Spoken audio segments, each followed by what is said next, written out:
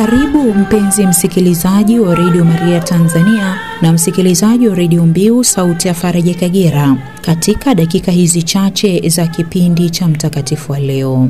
Leo tarehe 21 ya mwezi wa 3, kanisa linamkumbuka na kumheshimu Mtakatifu Nikola von Frue Mkaapweke.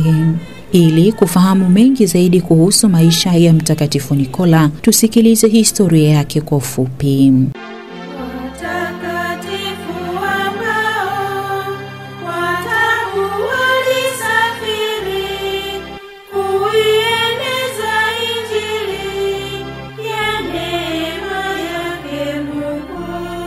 Nikola von Frue alizaliwa katika familia ya wakulima walioishi karibu na mji wa Rouen katika nchi ya Uswizi.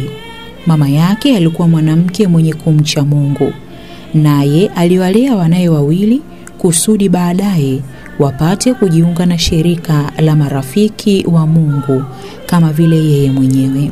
Shirika hili lilienea Ujerumani, Uswizi na Uholanzi.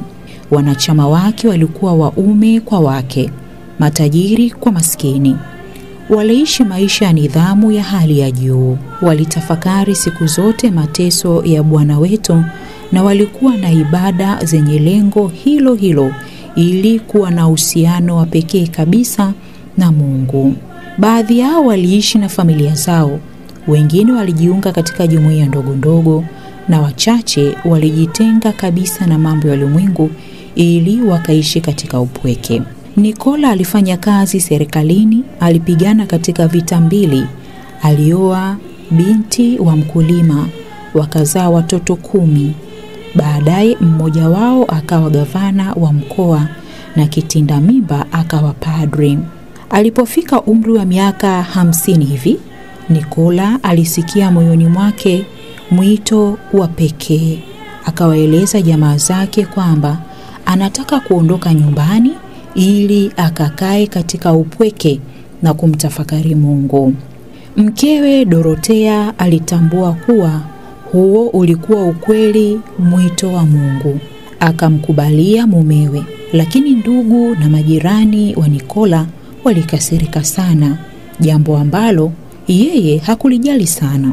Basi aliwaaga mkewe, baba yake na wanawe, akaondoka bila viatu wala kofia, akachukua rozari na fimbo yake. Nikola aliishi miaka 20 msituni katika kibanda kidogo kilichounganishwa na kikanisa walichojenga watu. Kuanzia saa 6 usiku mpaka saa 6 mchana alisali na kumtafakari Mungu, lakini alasiri ndipo alipoonana na watu waliokuja kumuomba ushauri. Miongoni mwa watu hao walikuwepo maafisa serikalini, na kwa sababu ya mashauri yake alizuia kusitokee vita vya wenyewe kwa wenyewe katika Uswizi. Ni jambo la kushangaza kidogo kuona kwamba Nikola hakujua kusoma wala kuandika. Ilitangazwa kuwa Nikola aliishi msituni bila kula wala kunywa. Maliwali wa serikali walivizia njia zote za kwenda kwake muda wa mwezi mmoja. Wakahakikisha kwamba ni kweli kabisa kuwa hakuna mtu aliyemletea chakula. Alipofika umri wa miaka 70, tarehe ile ile ya kuzaliwa kwake, alikufa chumbani mwake. Mkewe na watoto wake walikuwepo wakati alipokata roho. Mara baada ya kufa kwake, kila mahali katika nchi ya Uswizi watu walimheshimu kama mtakatifu.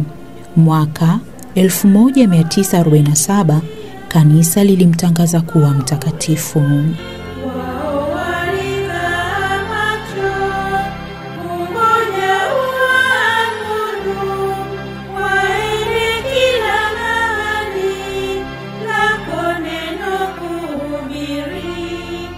Radio Maria Tanzania na Radio Mbiu Sauti ya Faraja Kagera inawatakia heri sana wale wote wanaoadhimisha sikukuu ya somo na mwombezi wao Mtakatifu Nikola von Frue Mkaapweke, tunayemkumbuka na kumheshimu siku hii ya leo.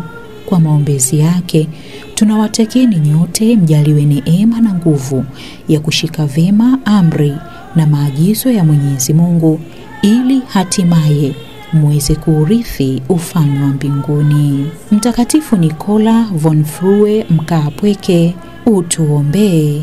Amina. Tumsifu Yesu Kristo.